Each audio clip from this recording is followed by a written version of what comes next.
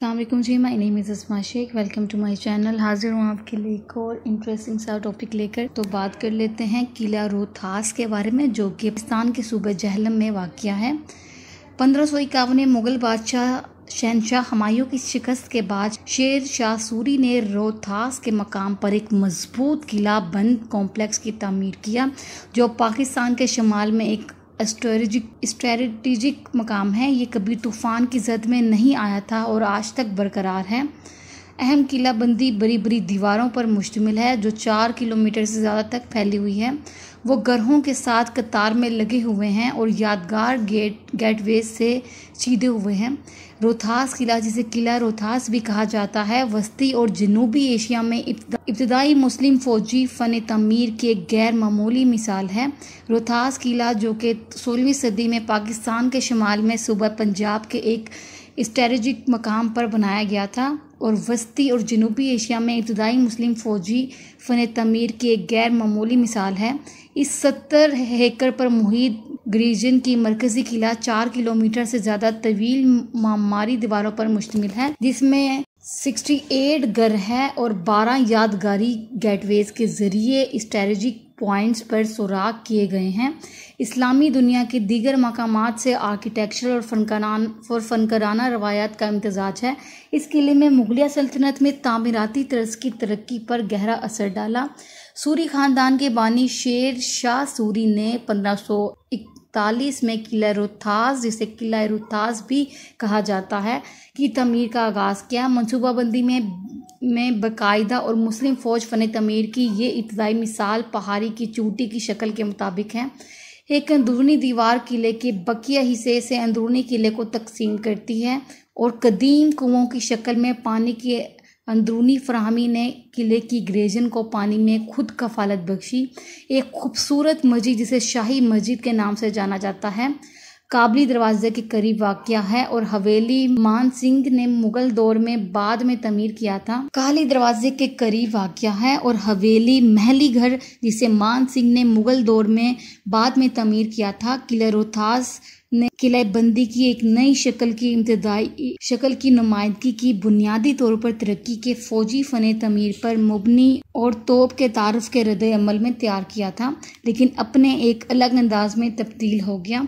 रोहतास किला ने तरक्की और बरसगीर पाको हिंद की तामीराती और फनकाराना रवायत को मिलाया। इस तरह मुगल फ़न तमीर और इसके बाद के ताहीर और बशमूल यूरोपी नवादियाती फ़न तमीर, जिसने इस रवायत को भरपूर इस्तेमाल किया। सबसे ज़्यादा काबिल ज़िक्र इसके रिहायशी अनासर की नफासत और आला फनकाराना कदर है, खास तौर पर इसके आला और कम अमदादी नक्श व निगार, मरमर बलवा पत्थर में इसके खताती नौशाजात, इसके प्लास्टर की सजावट और इसकी चमकीली टाइलें शामिल हैं। ग्रेजन कॉम्प्लेक्स 1707 तक मुसलसल इस्तेमाल में था और फिर बिलतरतीब 18वीं और 19वीं सदी के दरानी और सिख हुक्मरानों के जेर कब्जा हो गया। एक गांव दीवारों के अंदर परवान चढ़ा। किले रोहतास मुनफरिद है और बड़े सगीर में इस दौर के फौजी फ़न तमीर के एक ही पैमाने पर इतनी ही तकमील और तहफ़्फ़ुज़ की कोई मिसाल नहीं मिलती। रोहतास किला तरक्की और बरे सगीर पाको हिंद की तामीराती और फ़नी रवायत को मिलाता है,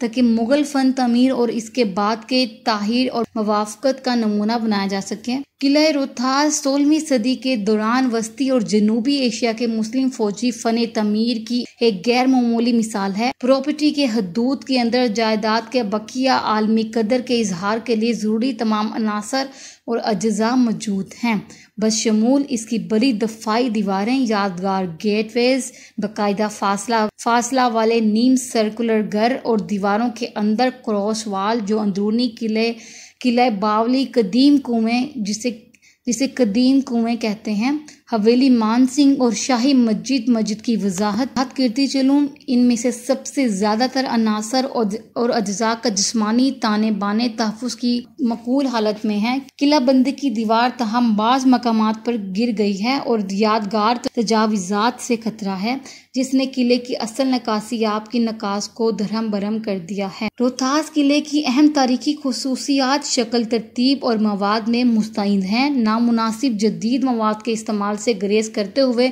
जो महदूद बहाली की गई वो कम से कम और समझदारी से की गई है। किलाबंदी की दीवार इसके बावजूद बारिश के पानी के सैलाब और असल निकासी के निज़ाम को घटाने का खतरा है। कहा जाता है रोहतास किला नवादिरात एक्ट 1975 के लिहाज से एक महफूज नवादिरात है जिसे इस्लामी जमहूरिया पाकिस्तान की पार्लियामेंट ने मंजूर किया था। आइन 18वीं तरमीम एक्ट 2010 के एक्ट नंबर ने हुकूमत पंजाब को अपने सूबे में वाक़िया तमाम विरसे की जगहों पर मुकम्मल इंतजामी और माली इख्तियार अता किया। Directorate general of archaeology and museum हुकूमत पंजाब किला रोहतास के इंतजाम और तहफ़्फ़ुज़ का जिम्मेदार है। मुडेम गाँव के ज़ेरे कब्ज़ा किलाबंदी की दीवारों के अंदर ज़मीन भी हुकूमत की मलकियत है और इसका इंतज़ाम directorate general of archaeology and museum के ज़ेरे इंतज़ाम है। गाँव में और इसके आसपास किसी भी किस्म की इमारत की तब्दीली पर सख्त कंट्रोल किया गया। गांव के इर्द गिर्द एक अंदरूनी बफर जोन है। किले की दीवारों के इर्द गिर्द बफर जोन है जो 750 मीटर और 1500 मीटर चौड़ाई के दरमियान मुख्तलिफ होता है और यादगार की तरतीब और सलामियत के लिए बेहतरीन तहफ़्फ़ुज़ फराहम करता है।